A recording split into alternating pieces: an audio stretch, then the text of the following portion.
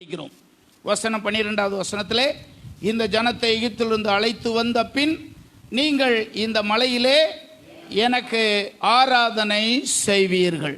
எகிப்திலிருந்து விடுவிக்கப்பட்ட தேவனுடைய ஜனங்களை குறித்ததான தேவனுடைய திட்டம் இந்த வசனத்திலே இருக்கிறது. அது என்ன? ஏன் அவர்களை ஆண்டவர் விடுவித்தார்? அப்படி விடுவிக்கப்பட்ட ஜனங்கள் என்ன செய்ய வேண்டும் என்று ஆண்டவர் எதிர்பார்த்தார்? தேவனுடைய திட்டம் என்ன? ஏன் பார்வோனுடைய கையிலிருந்து அந்த ஜனங்களை ஆண்டவர் விடுவித்தார் என்ற ஒரு கேள்வி வந்தால், தேவன் அவர்களை விடுவித்த திட்டம் இந்த 12வது வசனத்திலே சொல்லப்பட்டிருக்கிறது. இந்த ஜனத்தை எகிப்திலிருந்து அழைத்து வந்த பின் நீங்கள் இந்த மலையிலே எனக்கு ஆராதனை செய்வீர்கள். ஹல்லேலூயா. ஆராதனை குறித்ததான ஒரு பாடத்தை இன்றைக்கு வேதத்தின் அடிப்படையில் முதல்ல இருந்து கடைசி வரைக்கும் சில காரியங்களை உங்களோடு கூட நான் பகிர்ந்து கொள்ளும்படி விரும்புகிறேன். இன்றைக்கு நாம் படித்து கொள்ளுகிற பாடம் தேவனை ஆராதிப்பது எப்படி, வேதவசனத்தின் அடிப்படையில். அப்படியானால் நாங்கள் எல்லாம் ஆராதிக்கவில்லையா பாஸ்டர் என்று ஒருவேளை நீங்கள் கேட்கலாம். நாங்களாம் ஆராதிக்கலையா? நாங்கள் வந்ததே ஆராதனை தானே வந்திருக்கோம் என்று ஒருவேளை நீங்கள் கேட்கலாம். ஆராதனை குறித்து இந்த முழு வேதாகமமும் என்ன சொல்லுகிறது? ஆராதனையை குறித்து ஆண்டவர் நம்மிடத்தில் என்ன எதிர்பார்க்கிறார்? இந்த பாடங்களை நாம் படிக்கும்போது நாம் இந்த வேதத்தில் உள்ளபடி ஆராதனை செய்கிறோமா? ஆராதனைக்கு செல்கிறோமா? தேவன் எதிர்பார்க்கிற ஆராதனை என்பது என்ன? நாம் செய்வது என்ன என்பதை நிச்சயமாய் நாம் அறிந்து கொள்ள முடியும். நிச்சயமாய் நாம் அறிந்து கொள்வோம். இந்த பாடத்தை உங்களிடத்தில் தெரியப்படுத்தும்படி ஆண்டவர் என்னோடு கூட பேசி என்னை உணர்த்தினபடியினாலே இந்த பாடத்தை உங்களோடு கூட பகிர்ந்து கொள்ளும்படி நான் இதுக்கான பாடத்தை நான் ஆயத்தம் பண்ணினேன். உங்களோடு கூட சில கேள்வியோடு கூட இந்த பிரசங்கத்தை ஆரம்பிக்கும்படி விரும்புகிறேன். சில கேள்விகள். ஒன்று, நாம் எல்லாரும் வீட்டிலிருந்து புறப்படும் போது நாம் எங்கே போகிறோம்? ஆராதனைக்கு போகிறோம் என்று எண்ணி இந்த இடத்துக்கு நாம் வருகிறோம். எண்ணி இந்த இடத்துல நாம் கலந்து கொள்கிறோம். ஆராதனை என்றால் என்ன என்று முதல் கேள்வி இருக்கிறது. நாம் ஏன் ஆராதனை செய்ய வேண்டும்? ஆராதனை நாம் செய்ய வேண்டுமா? ஏன் செய்ய வேண்டும் ஆராதனை? மூன்றாவது கேள்வி, ஆராதனை நாம் செய்ய வேண்டுமானால் இந்த வேத வசனத்தில் உள்ளபடி எப்படி ஆண்டவரை ஆராதிக்க வேண்டும்? ஆண்டவரை எப்படி ஆராதிக்க வேண்டும்? ஆராதனை என்பது நம்முடைய விருப்பத்தின்படி அல்ல, எனக்கு எப்போ வாய்ப்பு இருக்கோ அப்படி அல்ல, எனக்கு என்ன செய்ய முடியுமோ அப்படி அல்ல, அவர் என்ன விரும்புகிறார் ஆராதனை குறித்து என்ற பாடத்தையும் இந்த நாளிலே நாம் படிக்க போகிறோம். ஆராதனை செய்வதற்கு தடைகள் என்ன? தடை வருமா ஆராதனைக்கு? எப்படியெல்லாம் தேவனுடைய பிள்ளைகளுக்கு ஆராதனைக்கு தடை வந்தது? அதிலிருந்து எப்படி அவர்கள் விடுதலை ஆனார்கள்? உங்களுக்கு எப்படி ஆராதனைக்கு தடை வரும்? எப்படி அதிலிருந்து நீங்கள் விடுதலையாவது என்ற பாடத்தையும் இன்றைக்கு நாம் படிக்க போகிறோம். கடைசியாக ஆராதனையில் நடப்பது என்ன என்ற இந்த 5 பாடங்களை உங்களோடு நான் பகிர்ந்து கொள்ளும்படி விரும்புகிறேன். ஒன்று, ஆராதனை என்றால் என்ன? இரண்டாவது, ஆராதனையை நாம் ஏன் செய்ய வேண்டும்? மூன்றாவது, ஆராதனை எப்படி செய்யும்படி தேவன் எதிர்பார்க்கிறார்? நான்காவது, ஆராதனை செய்வதற்கான தடைகள் என்ன? அதை மேற்கொள்ளுவது எப்படி?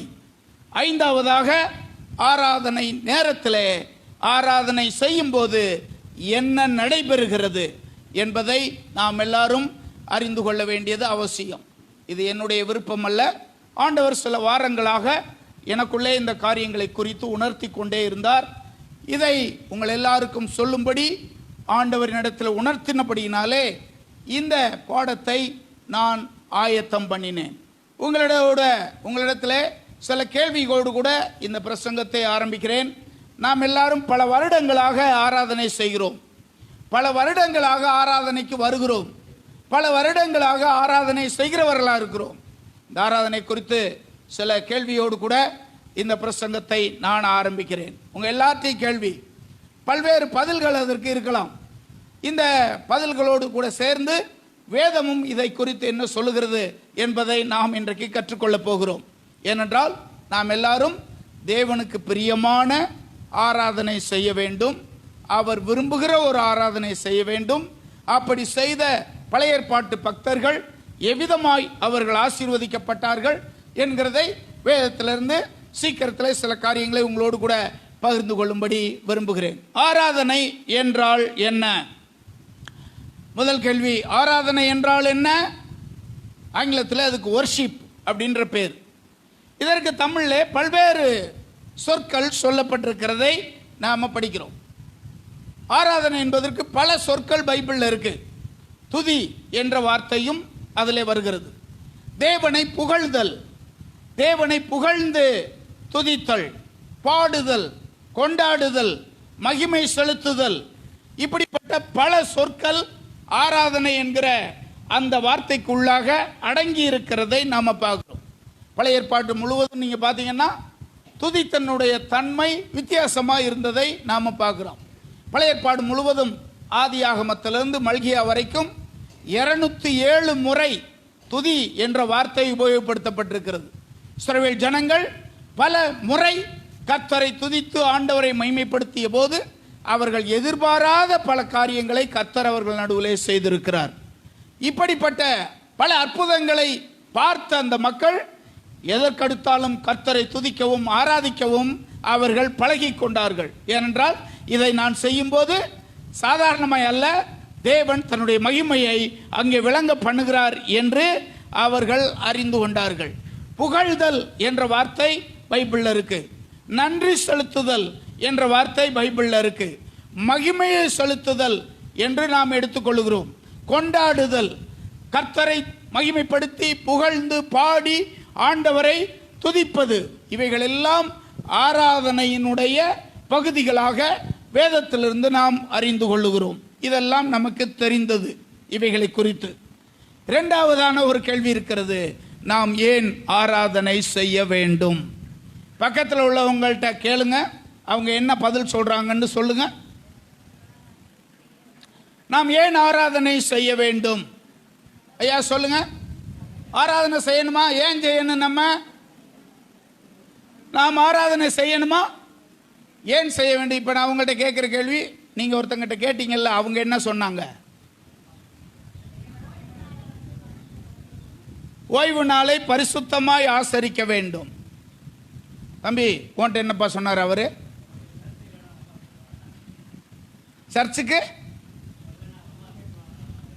சர்ச்சுக்கு வராவிட்டால் எங்க அம்மா திட்டும், அதனால நான் வர்றேன். ஆராதனைக்கு நாம் ஏன் செய்ய வேண்டும்? ஏன்னா அந்த தம்பி மாதிரி தான் நானும் ஒரு காலத்தில் அப்படித்தான் இருப்பேன். ஆராதனை போகலன்னா சோறு கிடைக்காத, வீட்டை பூட்டி சாவியை வச்சுக்கிறோமே, என்ன செய்யறது? அதுக்காக வேண்டி என்ன செய்ய வேண்டியிருக்கு? போக வேண்டியிருக்கு. இப்படிலாம் போனது உண்டு. ஆரம்பத்தில் அப்படி இருக்கலாம், அப்புறம் அதை குறித்து உணர்ந்து கொண்டால் அவங்களே மாறிடுவாங்க நிச்சயமாக. ஆராதனை நாம் ஏன் செய்ய வேண்டும்? தேவனோடு உறவாடுகிறவன் ஆராதனை செய்ய வேண்டும், அவரை மகிமைப்படுத்த வேண்டும். ஆராதனை நாம் ஏன் செய்ய வேண்டும்? பொதுவாக ஆலயத்தில் உள்ள எல்லாரிலும் ஒரு 10% பேர் ஆராதனை ஆரம்பிப்பதற்கு முன்னே வர்றாங்க. ஆராதனை ஆரம்பிப்பதற்கு முன்னே வர்றாங்க. ஒரு 10% பேர் ஆரம்பித்த உடனே வர்றாங்க. 10% பேர் ஆராதனை நடந்து கொண்டிருக்கும் போது வர்றாங்க. ஒரு 10% பேர் ஆராதனை முடிஞ்ச உடனே என்ன செய்கிறாங்க? வர்றாங்க. இதெல்லாம் ஒரு சபையில் மட்டும் இல்லை, நான் பல சபைகளுக்கு போகிறேன். பல சபைகளில் நான் பார்க்கறது, சிலர் ஆராதனைக்கு முன்னே வர்றாங்க, சிலர் ஆராதனை ஆரம்பித்த கொஞ்ச நேரத்தில் வர்றாங்க, சிலர் ஆராதனை நடந்துக்கிட்டு இருக்கும்போது வர்றாங்க, சிலர் எப்படா முடியும் அப்புறம் போவோம்னு என்ன செய்கிறாங்க? உள்ளத்தில் அப்படிப்பட்ட தீர்மானத்தோடு இருக்காங்க. ஆராதனை முடிஞ்சதுக்கு பின்னாடி என்ன செய்வோம்? அங்கே போய் என்னத்தை சாதிக்க போகிறோம் நம்ம, அப்படி என்ற எண்ணமும் சிலருக்குள்ளே இருக்கலாம். சிலர் உள்ளத்தில் இப்படிப்பட்ட எண்ணம் உள்ளவங்களாக இருக்காங்க. எவ்வளவோ முயற்சி பண்ணி பார்க்குறேன் பாஸ்டர், ஆனாலும் என்னால் என்ன செய்ய முடியல, ஆராதனைக்கு முதல்ல வர முடியலை என்ற எண்ணமெல்லாம் சிலருக்குள்ளே இருக்கலாம். இது பரவலாக சபைகளில் உள்ள பரவலான காரியங்கள். ஆராதனை என்பது ஏன் நாம் செய்ய வேண்டும் என்ற ஒரு கேள்வி வரும்போது ஏராளமான பதில்கள் பைபிள்ல இருந்து இருக்கு. நாம் எல்லாருக்கும் ஒன்று தெரியணும், பைபிளில் தேவனுடைய ஜனங்களை ஆண்டவர் எகிப்திலிருந்து விடுவித்தார். அப்படி விடுவிப்பதற்கு மோசேயை அனுப்பினார். அப்படி அனுப்பும் போதே ஆண்டவர் சொல்றாரு, ஏப்பா நீ இந்த இடத்துல ஆடு மேய்ச்சிக்கிட்டு இருக்க, இதே மலையில என் ஜனங்களை கூட்டி கொண்டு வந்து எனக்கு நீங்க ஆராதனை செய்வீர்கள்.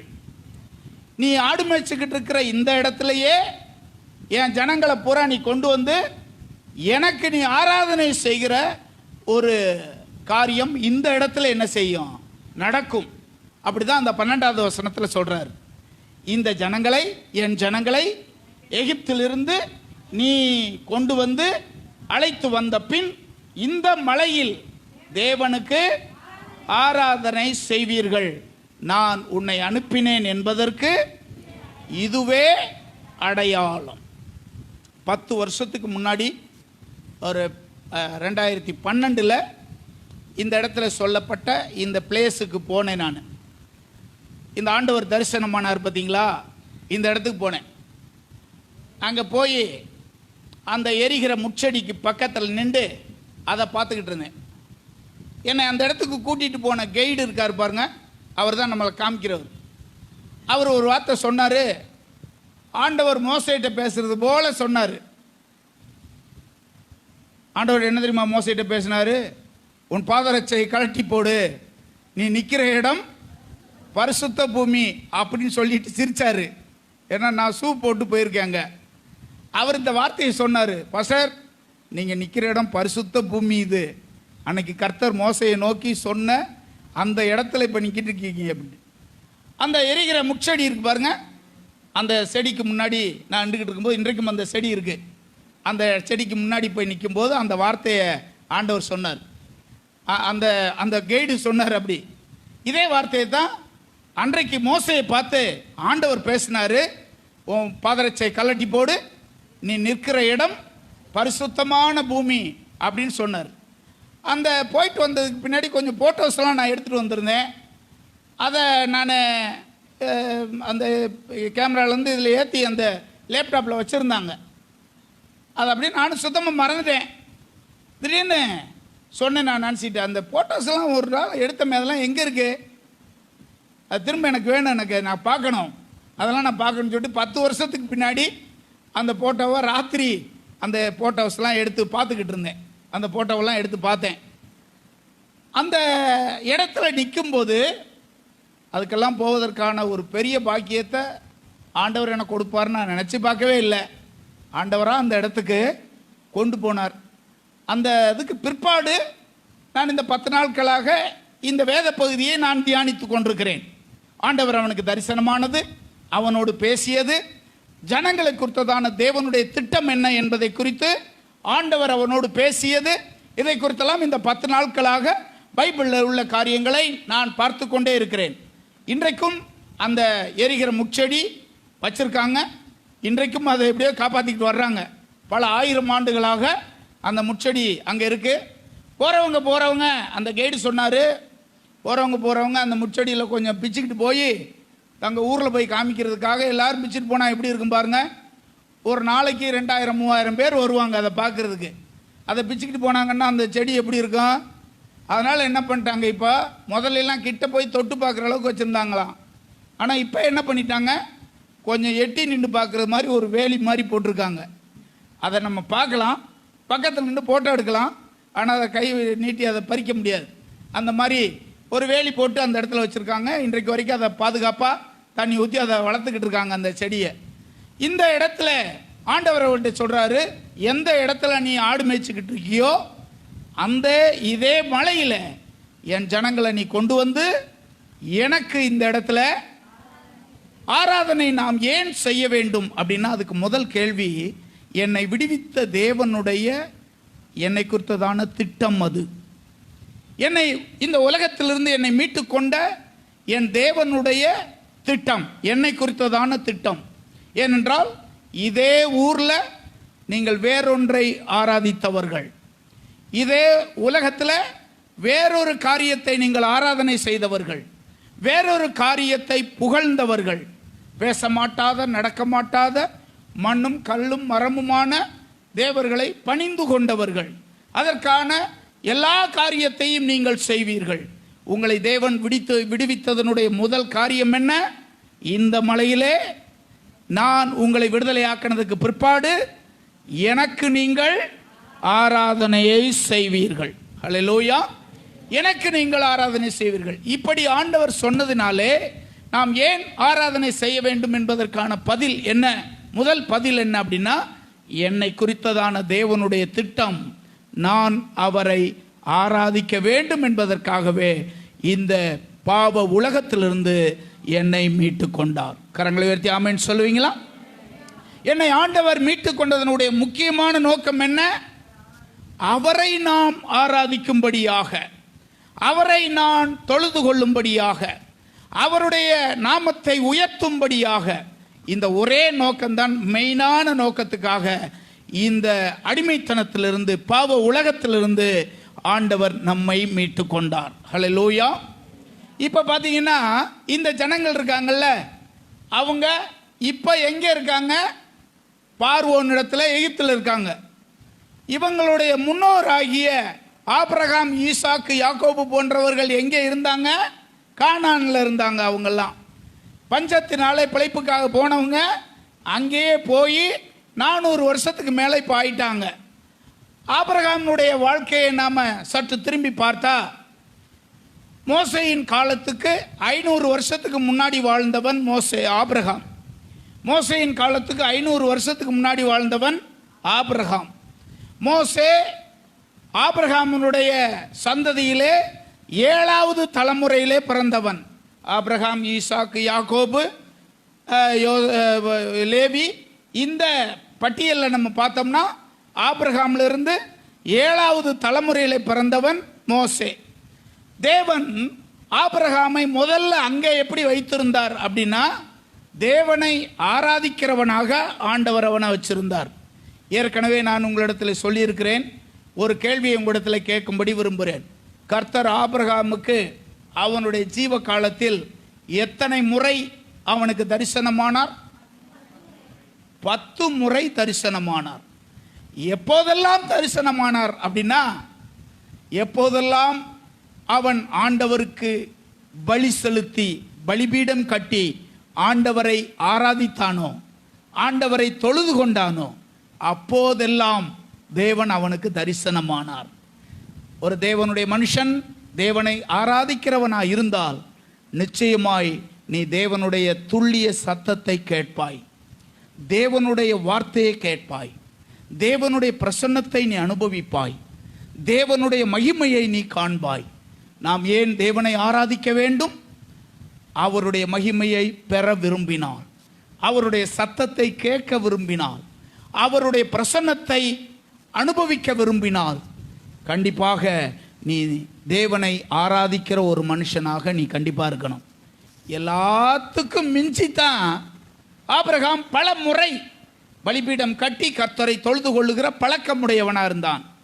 எப்போதெல்லாம் தேவனை ஆராதிக்க வேண்டும் என்று விரும்புவானோ அப்போதெல்லாம் போய் ஒரு பலிபீடத்தை கட்டி ஒரு பலி செலுத்தி கர்த்தரை தொழுது கொள்ளுவான்.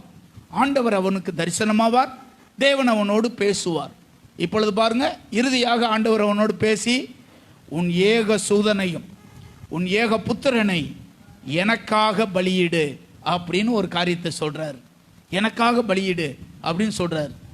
அதற்கும் அவன் தயங்கவே இல்லை. அதுக்கும் அவன் தயங்கலை.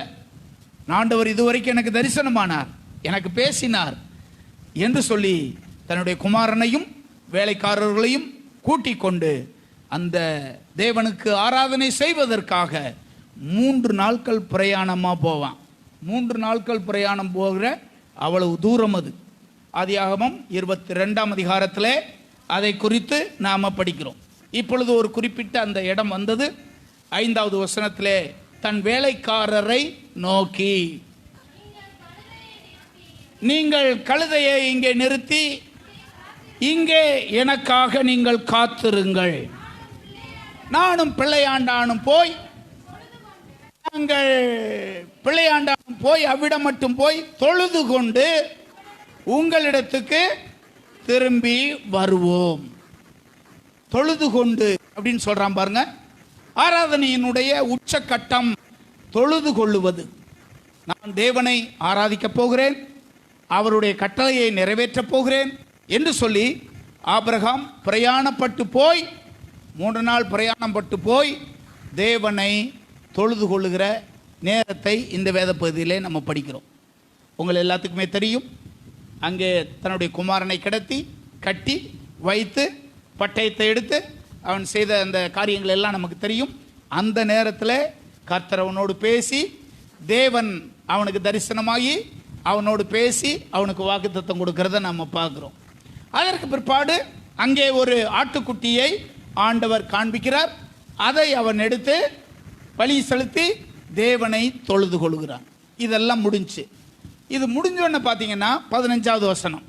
இப்பொழுது கர்த்தருடைய தூதனானவர் 2ஆம் விசை அவனுக்கு தரிசனமாகி, ஒரு தேவ மனுஷனை அல்லது தேவனை ஆராதிக்கிறவனை தொழுது கொள்கிறவனை தேவன் சந்திக்காம கண்டிப்பாக விட மாட்டார்.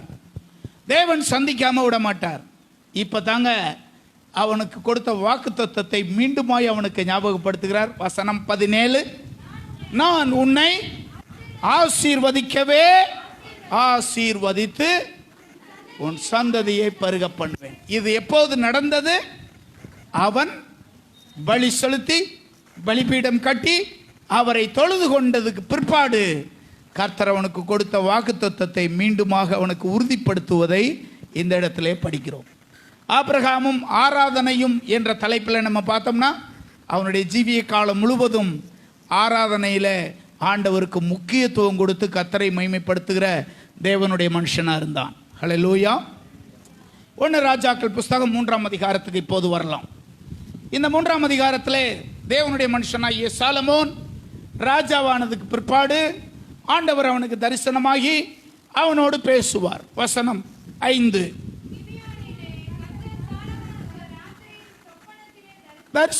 தரிசனமாகி நீ விரும்புகிறதை என்னிடத்தில் கேள் என்று தேவன் சொன்னார். நீ விரும்புகிறதை என்னிடத்தில் கேள் என்று தேவன் சொன்னார். கர்த்தர் சாலமோனிடத்திலே சொன்னது. இதை மாதிரி உங்கள்கிட்ட ஏன்ட்டையும் கேட்டால் எப்படி இருக்கும் பாருங்க. உங்கள்கிட்ட ஏன்ட்டி இப்படி கேட்டால் எப்படி இருக்கும்? சொல்கிறதுக்கு ஆண்டவர்கிட்ட சொல்கிறதுக்கு 1-2 நம்ம வச்சுருக்கோம். 1-2 இருக்குது நமக்கு சொல்கிறதுக்கு. எவ்வளோ வச்சுருக்கோம் ஆண்டவர்கிட்ட சொல்கிறதுக்கு? சாலமோனுக்கு ஆண்டவர் திடீர்னு தரிசனமானார். அவனோடு பேசுகிறார். நீ விரும்புகிறதை என்கிட்ட கேளு அப்படிங்கிறார். இதில் மெயின் மேட்ரு என்னென்னா, எப்பொழுது தரிசனமானார் அவனுக்கு? எப்பொழுது அவனுக்கு தரிசனமானார்? வசனம் 3, 3ஆம் அதிகாரம் 4வது வசனம். அப்படியே சாலமோன் பலியிட கிபியோனுக்கு போனான். பெரிய மேடையா இருந்தது. அந்த பலிபீடத்தின் மேல் சாலமோன் 1000 சர்வாங்க தகன பலிகளை செலுத்தி இப்படித்தான் தேவனை அந்த காலத்தில் ஆராதிச்சாங்க. ஆண்டவர் பார்த்தாரு, அதை நுகர்ந்தார். அந்த மனுஷனை ஆசீர்வதிக்கணும்னு விரும்பினார். அவன் பேரை சொல்லி கூப்பிட்டு, இங்கே வருப்பா, நான் விரும்புகிறத நீ செஞ்சிட்ட, இப்போ நீ விரும்புகிறது எது? நான் அதை செய்யணும், நீ என்ன விரும்புகிற என்று ஆண்டவர் அவனிடத்தில் கேட்பதை இந்த இடத்துல நம்ம படிக்கிறோம். உனக்கு 1000 விருப்பங்கள் இருக்கலாம், 1000 தேவைகள் இருக்கலாம். உன் காரியங்கள் எல்லாவற்றையும் கைகூடி வர பண்ண அவர் வல்லவர். ஆனால் அதுக்கு முன்னாடி நீ தேவனை ஆராதிக்கிற, தேவனை தொழுது கொள்ளுகிற ஒரு நபராக இருக்கணும். நீ தேவனை ஆராதிக்கிற ஒரு மனுஷனாக இருக்கணும். தேவனுக்கு ஆராதனைக்கு முக்கியத்துவம் கொடுக்குற ஒரு ஆளாக இருக்கணும். ஒருபோதும் நீங்கள் அதை அசட்டை பண்ணிடக்கூடாது. ஒருபோதும் நீங்கள் என்ன செய்யக்கூடாது? அசட்டை பண்ணிடக்கூடாது. அநேக இடங்கள்லங்க ஆராதனைக்கு நிறைய தடை இருக்குங்க. ஆராதனைக்கு பல இடங்களில் தடை இருக்குது. பயந்து ஆண்டவர் ஆராதிக்கிறவங்களாம் இருக்காங்க. பல நாடுகள் அப்படி இருக்குது. பல நாடுகளில், சீனாவில், சில முஸ்லீம் கண்ட்ரிஸ் எல்லாம் நீங்கள் பார்த்தீங்கன்னா நம்மளை மாதிரி இப்போ பப்ளிக்காக ஆராதிக்க முடியாது. அண்டர் கிரவுண்டில் பாதாள அறைகளில் தான் ஆண்டவர் ஆராதிக்கிறாங்க.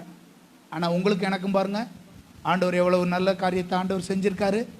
ஆண்டவர் நம்ம விடுதலையோடு கர்த்தரை ஆராதிப்பதற்கான வாய்ப்புகளை கர்த்தர் நமக்கு ஏற்படுத்தி கொடுத்துருக்காரு. இந்த நேரத்திலேயே நம்ம சாக்கு போக்கு சொல்லிட்டு ஆராதிக்காமல் ஒருபோதும் நம்ம இருந்துடக்கூடாது.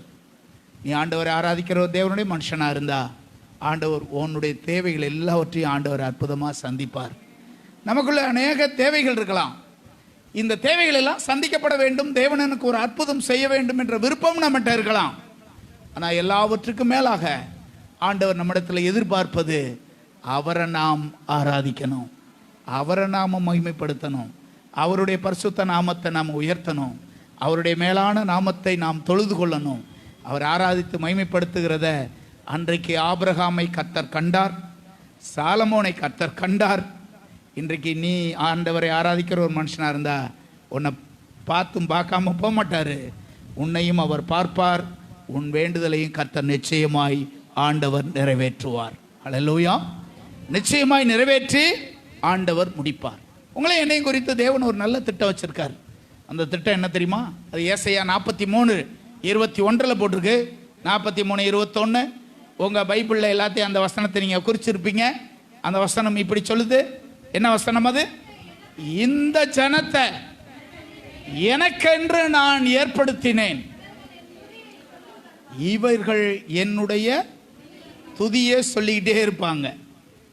இந்த ஜனத்தை எனக்கென்று நான் ஏற்படுத்தினேன், எனக்கென்று இவர்களை விடுவித்தேன், எனக்கென்று நான் இவர்களை விடுவித்தேன், எனக்கென்று ஏற்படுத்தினேன், இவர்கள் என்னுடைய துதியை சொல்லிக்கொண்டே வருவார்கள். இதுதான் உங்களை என்னையும் குறித்ததான தேவனுடைய திட்டம். அது தேவனுடைய திட்டம். நாம் ஏன் ஆண்டவரை ஆராதிக்க வேண்டும்?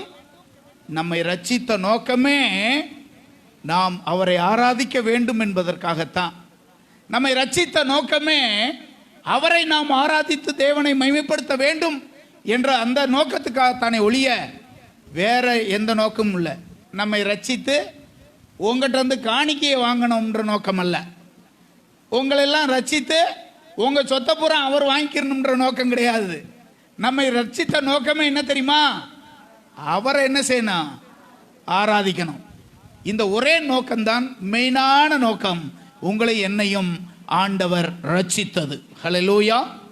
உங்களில் எத்தனை பேர் இதை விசுவாசிக்கிறீர்கள், நம்புகிறீர்கள்? 22ஆம் சங்கீதம் 3வது வசனத்தை உங்களில் எத்தனை பேர் நம்புறீங்க, விசுவாசிக்கிறீங்க? 22ஆம் சங்கீதம் 3வது வசனத்தை உங்களில் எத்தனை பேர் நம்புகிறீங்க? இஸ்ரவேலின் துதிகளுக்குள் வாசமாய் இருக்கிற தேவரீரே. ஒரு தேவனுடைய ஜனங்கள் தேவனை ஆராதிக்கிற போது அவர்கள் நடுவிலே அவர் வாசம் பண்ணுகிறார். எத்தனை பேர் அதை விசுவாசிக்கிறீங்க? நாம் ஏன் ஆண்டவரை ஆராதிக்க வேண்டும்? நாம் ஏன் ஆண்டவரை ஆராதிக்கணும்? இந்த வசனத்திலிருந்து பதில் சொல்லுங்க. நாம் ஏன் ஆண்டவரை ஆராதிக்கணும்? நாம் தேவனை துதித்து ஆராதித்து அவரை மகிமைப்படுத்தும் போது என்ன நடக்குது? என் ஜனங்களுக்குள்ளே நான் இறங்கி வருவேன். அவர் இறங்கி வர வேண்டுமானால் நாம் எல்லாரும் கர்த்தரை என்ன பண்ணணும்? ஆராதித்து அவரை மகிமைப்படுத்தணும். ஹல்லேலூயா. ஆராதித்து அவரை நாம மகிமைப்படுத்தணும். இந்த வசனத்தின்படி நம்ம பார்த்தோம்னா 22:3 போட்டிருக்கு, இஸ்ரவேல் ஜனங்களுடைய துதிகளுக்குள் அவரை ஆராதிக்கிற அந்த ஆராதனையின் நடுவிலே தேவன் வாசமாய் இருக்கிறவர், இறங்கி வருகிறவர். இந்த சத்தியத்தை நீங்கள்லாம் புரிந்து கொண்டால் குடும்பமாக நீங்கள் கர்த்தரை ஆராதிப்பீங்க, தனிப்பட்ட முறையில் கர்த்தரை ஆராதிப்பீங்க, சபையாக நாம் எல்லாரும் கர்த்தரை ஆராதிப்போம். அப்படி ஆராதிக்கிற அந்த ஸ்தலத்தில் ஆண்டவர் அங்கே இறங்கி வர்றாராம். ஆண்டவர் இங்கே இறங்கி வந்தால் என்னென்னங்க நடக்கும்? ஆண்டவர் உன்ட்ட இறங்கி வந்தார்னா என்ன நடக்கும்? ஆண்டவர் வந்த இடத்துல சுகம் உண்டு, ஆண்டவர் வந்த இடத்துல ஆசீர்வாதம் உண்டு, ஆண்டவர் இறங்கி வர்ற இடத்துல பிரகாசம் உண்டு, இருள் விலகும், வல்லமை வெளிப்படும் போது அங்கே பிரச்சனைகள் மாறும், அங்கே வல்லமை வெளிப்படும் போது பலவீனம் மாறும். ஆண்டவர் இறங்கி வரும்போது இத்தனை அற்புதங்கள் அந்த இடத்துல என்ன செய்கிறது? நடக்கிறது. ஹல்லேலூயா. அப்போஸ்தலனாகிய பவுலும் சீலாவும் கர்த்தரை துதிச்சு அப்படி பாடினாங்க பாருங்க. அப்போஸ்தலர் 16ஆம் அதிகாரம்.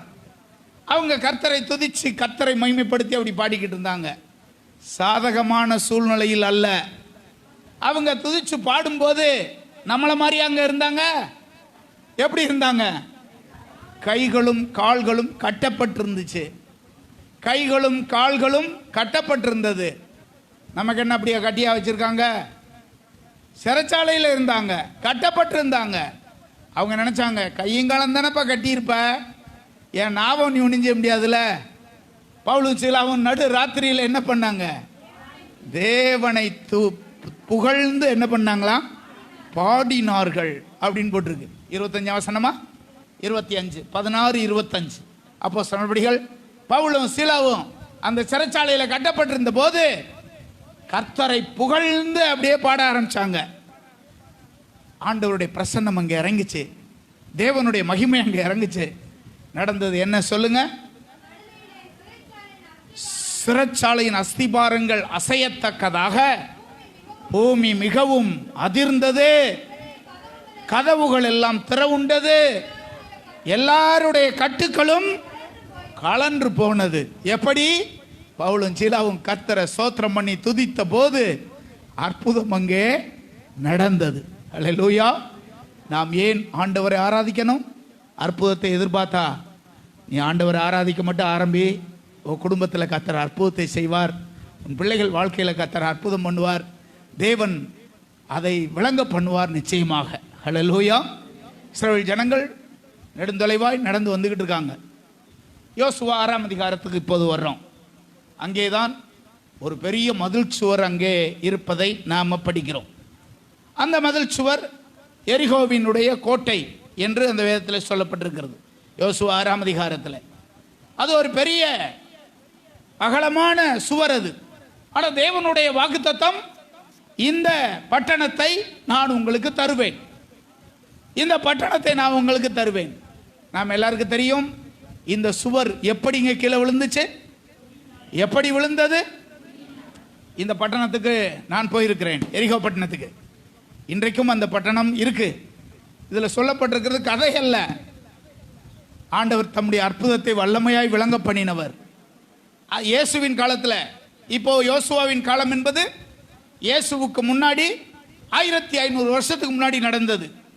இயேசுவின் காலத்தில் அந்த பட்டணம் இருந்தது. அவர் எரிகோவில் பிரவேசித்து அதன் வழியாய் நடந்து போகையில், அதிகாரம் சொல்லுங்க, லூக்கா 19ஆம் அதிகாரம் 1 முதல் 9 வசனம். அங்கே நம்ம பார்க்கிறோம், ஆயக்காரனுக்கு தலைவனும் ஐஸ்வர்யவானுமாய் இருந்த ஒரு வாலிபன், ஒரு மனுஷன் இயேசு எப்படிப்பட்டவரோ என்று பார்ப்பதற்காக வகை தேடினான். இயேசுவின் காலத்திலேயும் இந்த பட்டணம் இருந்தது. அதற்கு முன்பதாக 1500 வருஷத்துக்கு முன்னாடி நடந்ததுதான் யோசுவாவின் காலம். இயேசுவின் காலத்திலேயும் அது இருந்தது. இப்பவும் இந்த பட்டணம் இருக்கு. அற்புதங்களை செய்கிறவர் மாறாத தேவனவர். அற்புதங்களை செய்கிறவர் மாறாத தேவனவர். அந்த பட்டணம் இன்றைக்கும் சாட்சியாய் அங்கே இருக்கிறது. வசனம் 20. இஸ்ரவேல் ஜனங்கள் அங்கே பிரயாணப்பட்டு போறாங்க. அங்கே 6ஆம் அதிகாரம் 20வது வசனத்தில் பார்த்தீங்கன்னா, தேவனுடைய ஜனங்கள் எல்லாரும் ஆர்ப்பரித்த போது, எக்கால சத்தத்தை தொனித்து ஆர்ப்பரித்த போது ஆலங்கத்தின் சுவர் இடிந்து விழுந்தது. இதெல்லாம் எதனால் அங்க நடந்ததா? தேவனை துதித்த துதியினால, ஆராதிக்கிறதுனால.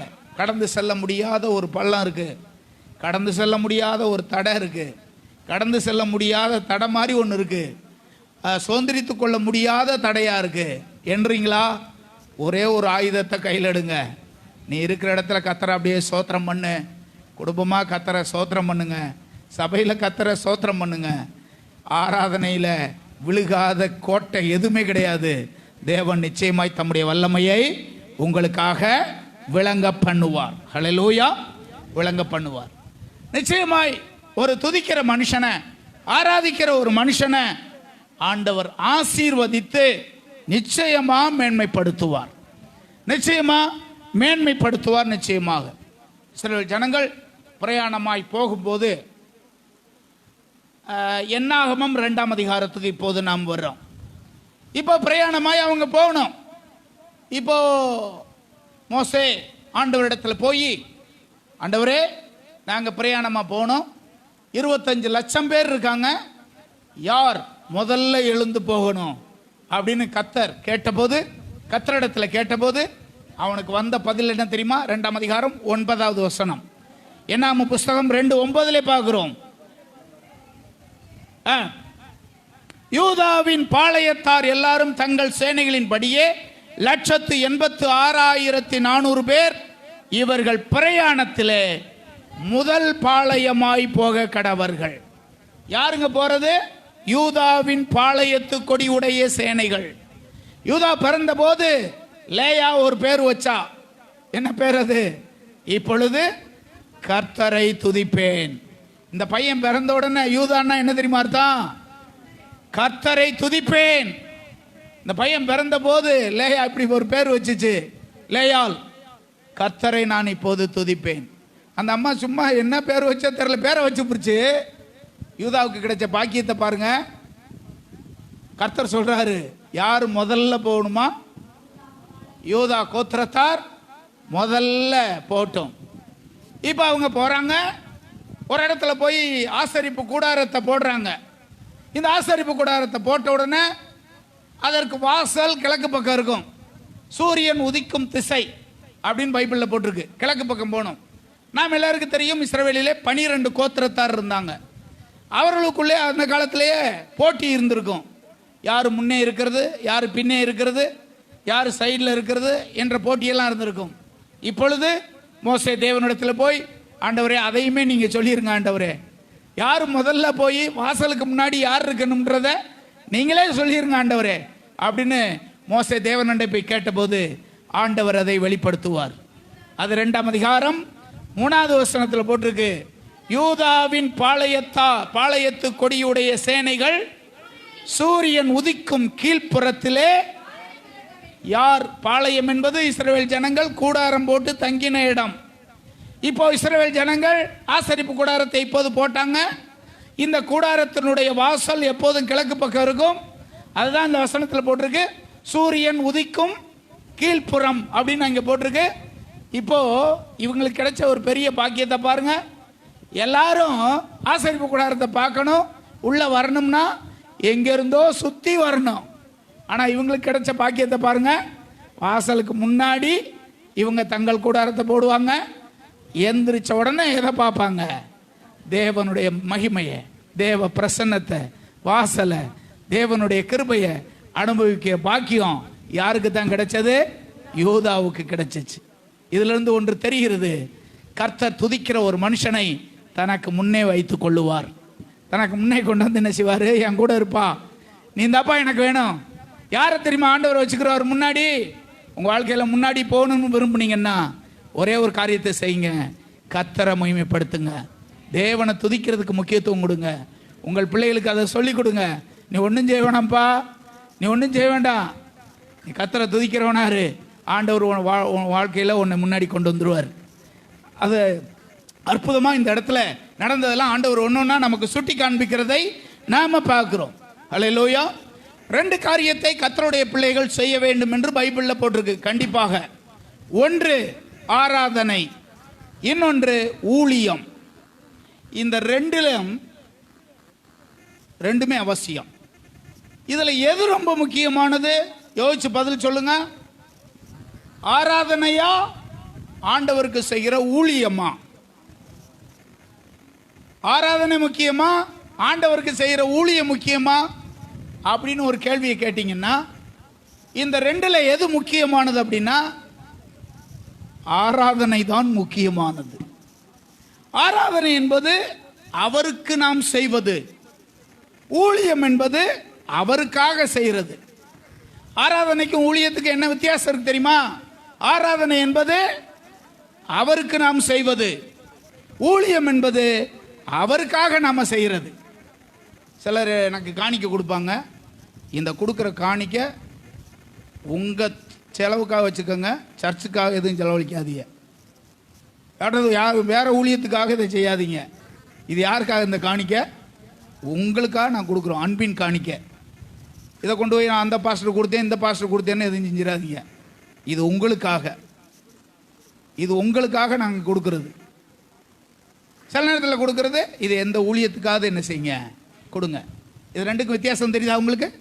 ஒன்று அவருக்காக செய்வது, இன்னொன்று அவருக்கு செய்வது ஆராதனை, அவருக்காக செய்வது ஊழியம். இது ரெண்டுல எது முக்கியம் என்றால் ஆண்டவருக்காக செய்வது, அவருக்கு நாம் செய்வது, அதை நாம் செய்ய வேண்டியது அவசியமானது. ஹல்லேலூயா.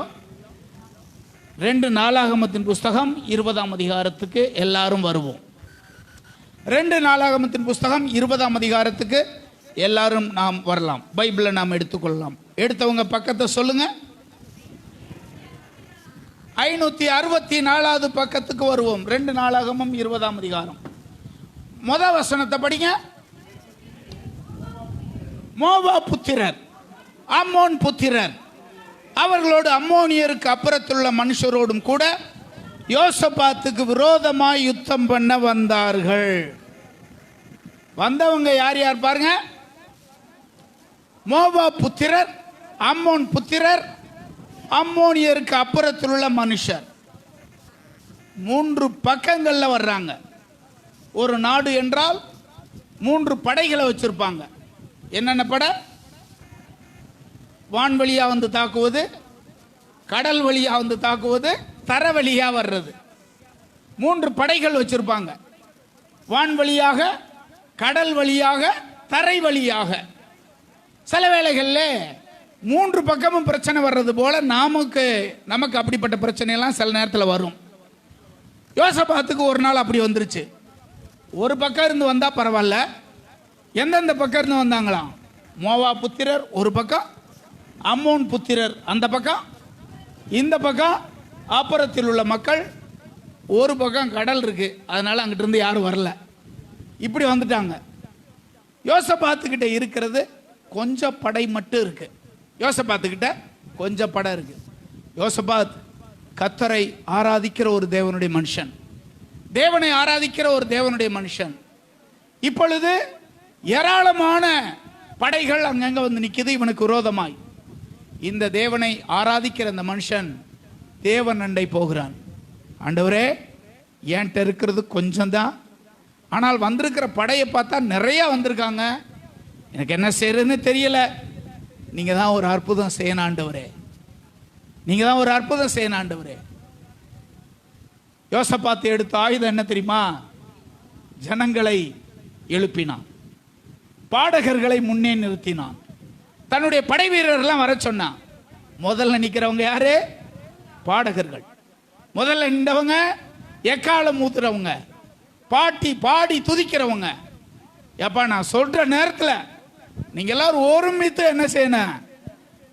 எக்காலங்களை ஊதி பாடல் பாடி கர்த்தரை மகிமைப்படுத்தணும். இது முடியாதவன் செய்கிற வேலை அல்ல. முடிஞ்ச அளவு அவன் முயற்சி பண்ணியிருக்கணும். ஆனா எதையுமே செய்யாம பாருங்க, அவங்க பட்டயத்தோட ஈட்டியோட வர்றாங்க, இவன் பாடலோடும் துதியோடும் போய் அங்க என்ன செய்யறான்? நிற்கிறான். நடந்தது என்ன? 15, 16, 17 இந்த 3 வசனத்தில் நம்ம பார்த்தோம்னா, கர்த்தர் அற்புதமாய் தம்முடைய ஜனங்களோடு கூட இருந்து, சகல யூதா கோத்திரத்தாரே, எருசலேமின் குடிகளே, ராஜாவாகி யோசபாத்தை கேளுங்கள், நீங்கள் இந்த ஏராளமான கூட்டத்துக்கு பயப்படாமலும் கலங்காமலும் இருங்கள் என்று கர்த்தர் சொல்லுகிறார். இந்த யுத்தம் உங்களுடையதல்ல, தேவனுடையது என்று ஒரு தேவனுடைய மனுஷன் தீர்க்க தரிசனமா சொல்றான். அவ்வளவு கலங்கி நின்ற வேளையில தீர்க்க தரிசன வார்த்தை அங்கே வருகிறது. இந்த வார்த்தை வந்த மாத்திரத்தில் யுத்தம் உங்களுடையதல்ல, அது தேவனுடையது, நான் உங்களுக்காக யுத்தம் பண்ணுவேன் என்று சொன்னபோது கர்த்தர் தம்முடைய மகிமையை விளங்க பண்ணினார். பாடகர்கள் பாடினாங்க, தேவ மனிதர்கள் எக்காலங்களை ஊதுனாங்க. இப்பொழுது நடந்தது என்ன? ஒருவருக்கு விரோதமாய் அவர்களுக்குள்ளாவே ஒரு பெரிய சண்டை என்ன செய்தது? வந்தது. தேவனுடைய ஜனங்கள் இந்த தேசத்தில் பயந்து கொண்டே இருக்கலாம். நமக்கு விரோதமான சேனை பெருசு போல தெரியலாம். நாம் தேவனை ஆராதித்து கர்த்தரை மகிமைப்படுத்தும் போது ஒருமித்து இருக்கிற அவர்களை கர்த்தர் நிச்சயமாய் பிரிப்பார். அவர்களுக்குள்ளாகவே பெரிய குழப்பத்தை உண்டாக்குவார். அவர்களுக்குள்ளாகவே மாண்டு போகும்படி கர்த்தர் செய்வார். இதை எப்ப செய்வார்னா, என் ஜனங்கள் என்னை துதித்து ஆராதித்து கர்த்தரை மகிமைப்படுத்தும் போது. அல்லேலூயா. இப்படி தாங்க அந்த காலத்திலலாம் நடந்திருக்கு. தேவனை அவர்கள் துதித்து மகிமைப்படுத்தி அப்படியெல்லாம் செய்த போது, கர்த்தரை அவர்கள் மகிமைப்படுத்திய போது, யோசபாத் எதிர்பார்த்த காரியங்களை மாத்திரமல்ல, பலத்த பெரிய காரியங்களை செய்து யுத்தமே செய்யாம கர்த்தர் வெற்றியை அவர்களுக்கு கட்டளையிட்டார். நாம் ஏன் ஆராதனை செய்ய வேண்டும்? உனக்கு விரோதமாக இருக்கிற சேனைகள் முறியடிக்கப்பட ஆராதனை என்கிற ஆயுதத்தை கையில் எடுங்கள். உனக்கு விரோதமாய் எழும்புகிற அம்மோன் புத்திரர், மோவா புத்திரர், அப்புறத்தில் உள்ள ஜனங்கள் முறியடிக்கப்பட வேண்டுமா? ஒன்றே ஒன்று, துதி என்கிற ஆயுதத்தை எடுங்கள், ஆராதனையை எடுங்கள். கர்த்தர் நிச்சயமாய் தம்முடைய மகிமையை விளங்க பண்ணுவார். அன்றைக்கு மாத்திரமல்ல, இன்றைக்கும் அதை செய்வதற்கு ஆண்டவர் வல்லவராக இருக்கிறார். துதிக்கிற சபை நிச்சயமாய் ஆசீர்வதிக்கப்படும். அந்தியோகியா சபை குறித்து அப்போஸ்தலர் 13ஆம் அதிகாரத்திலே நம்ம படிக்கிறோம். வசனம் 2வது வசனத்தை படிங்க. 13:2 பாருங்க. அவர்கள் கர்த்தருக்கு ஆராதனை செய்து உபவாசித்துக் கொண்டிருக்கும் போது, பர்னபாவையும் சவுலையும் நான் அழைத்த ஊழியத்துக்காக அவர்களை பிரித்து விடுங்கள் என்று பரிசுத்த ஆவியானவர் திருவுளம் பற்றினார். இது ஒரு சபை. ஊர் எந்த ஊரு? அந்தியோகியா சபை. இந்த சபையில பாருங்க, இது ஒரு நல்ல சபை. இந்த சபையில என்ன நடந்துச்சா? கர்த்தருக்கு ஆராதனை செய்தாங்க. அவங்க ஆராதனை செய்கிற சபை அது.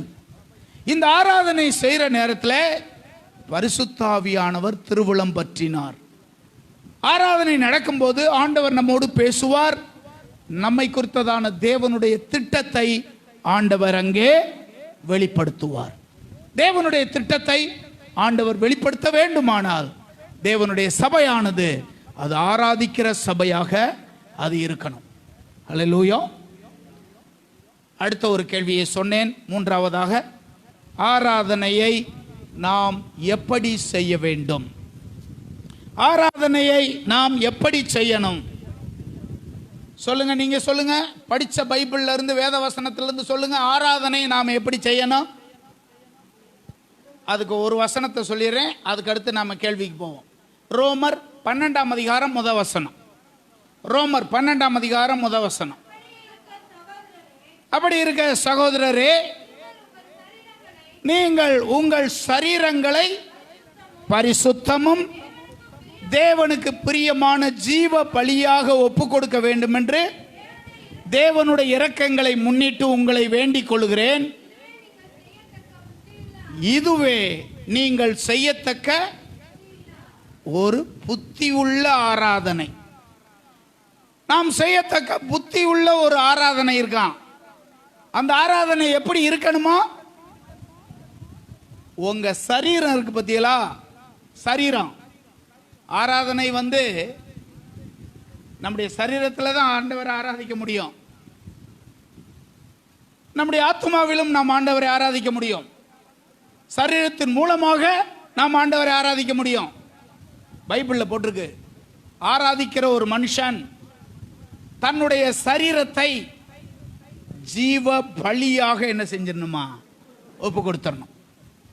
அப்படி யாரெல்லாம் ஒப்பு கொடுக்கிறாங்களோ அவர்கள்தான் புத்தி உள்ள ஒரு ஆராதனை செய்கிறார்கள் என்று அர்த்தம். புத்தி உள்ள ஆராதனையை செய்வது பைபிளில் போட்டிருக்காருங்க. உங்கள் சரீரங்களை பரிசுத்தமும் தேவனுக்கு பிரியமுள்ள ஜீவ பலியாக ஒப்பு கொடுக்க வேண்டும் என்று இரக்கங்களை முன்னிட்டு உங்களை வேண்டிக் கொள்கிறேன். நீங்கள் செய்யத்தக்க, இப்போ 1 கொரிந்தியர் 6ஆம் அதிகாரம் 20வது வசனத்துக்கு வாங்க. 1 கொரிந்தியர் 6ஆம் அதிகாரம் 20வது வசனத்துக்கு வாங்க. தம்பிமார் வாசிங்க. அந்த யாராவது ஒரு வாசிப்பா அந்த வசனத்தை. கிரயத்துக்கு கொல்லப்பட்டீர்களே, ஆகையால் தேவனுக்கு உடையவைகளாகிய சரீரத்தினாலும் ஆவியினாலும் தேவனை மகிமைப்படுத்துங்கள். எதன் மூலமாக தேவனை மகிமைப்படுத்தணுமா? சரீரம் மூலமாகவும் உங்கள் ஆவியினாலும் நீங்கள் தேவனை என்ன செய்யணும்? மகிமைப்படுத்தணும். உங்கள் சரீரத்தின் மூலமாக நீங்கள் தேவனை மகிமைப்படுத்தணும். ஹல்லேலூயா. நின்று ஆண்டவரை ஆராதிப்போம் அப்படின்னு நான் சொல்றேன். நிற்க முடியாத ஒரு வயசு நமக்கு வரும். எந்திரிச்சு நிற்க முடியாத வயசு நமக்கு வரும். அதுக்குள்ள நம்ம நின்று கர்த்தரை என்ன செய்யணும்? ஆராதிக்கணும். வயதாகி பார்வையெல்லாம் மங்குற ஒரு காலமெல்லாம் வரும். அதுக்குள்ளாக நல்லா பைபிள் என்ன செய்யணும்? படிக்கணும். பார்வை மங்குற ஒரு காலம் வரும்போது பைபிளை நம்மளால் என்ன செய்ய முடியாதுமா? படிக்க முடியாது. அப்பொழுது பைபிளுடைய வசனத்தை கேட்கணும்னா யாராவது பேரப்பிள்ளைகளை கூட்டி வந்து வச்சு இதை வாசி காமிப்பான்னு சொன்னாதான் நம்ம கேட்க முடியும். அந்த அளவுக்கெல்லாம் நமக்கு வயசுலாம் வரும். ஆண்டோடைய வருகை தாமதிக்குமானால் கண் பார்வை இல்லாத வயதான காலங்கள் கூட நமக்கு வரலாம். பாட முடியாத அளவுக்கு பல்லெல்லாம் போன காலங்கள்லாம் கூட வரலாம். நமக்கு பாடவே முடியாமல் ஒரு பல்லு கூட இல்லாத வயசெல்லாம் நமக்கு வரலாம். அப்போ ஆசைப்பட்டு என்ன செய்ய? எனக்கு நல்லா பல்லு மட்டும் பெருஞ்சுன்னு வச்சுக்கோங்க, நான் கர்த்தரை அப்படி பாடுவேன் இப்படி பாடுவேன். பல்லு இருக்கும்போது என்ன பண்ண? வாயை பொத்திக்கிட்டு இருந்த.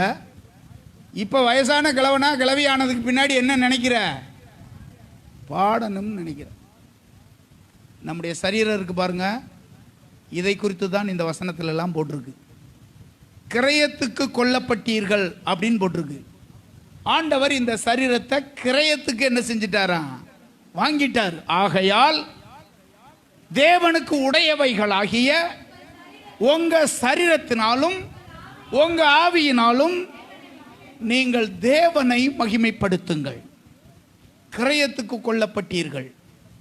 ஆராதனைக்கு வரும்போது எல்லாரும் ஆராதிக்கும் போது நீ ஒரு ஆள் மட்டும் வாயவே திறக்காம உன்னால இருந்துட்டு போகவும் முடியும்.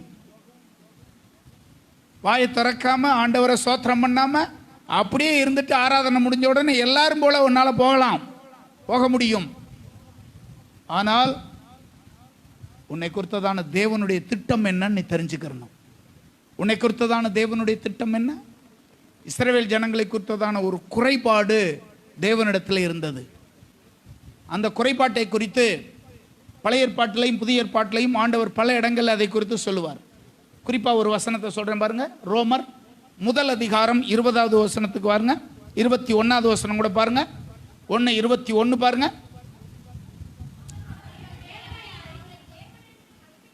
அவர்கள் தேவனை அறிந்தும் தேவன் என்று மகிமைப்படுத்தாமலும் சோத்தறியாமலும் இருந்து தங்கள் சிந்தனைகளினாலே வீணரானார்கள். உணர்வில்லாத அவர்களுடைய இருதயம் இருளடைந்தது. தேவனை ஆராதிக்க வேண்டும் என்று அவர்களுக்கு தெரியும். அவர்கள் தேவனை அறிந்திருந்தார்கள். ஆனால் தேவனை ஆராதிக்காமலே இருந்தாங்களாம். ஒரு குரூப் தேவனை அறிந்தும் தேவனை மகிமைப்படுத்தாமலும் ஸ்தோத்தரியாமலும் இருந்து அவங்க வாடு கர்த்தரை ஆராதிச்சுக்கிட்டு இருக்காங்க. ஒரு குரூப்பு. இன்னொரு குரூப்பு வீட்டை பூட்டுனா அதை பூட்டுனா இதை பூட்டுனா குளம் சட்டியை மூடி வச்சனா சிந்தனை புறம் எங்கே போய்கிட்டு இருக்கு? எங்கேயோ போய்கிட்டு இருக்கு.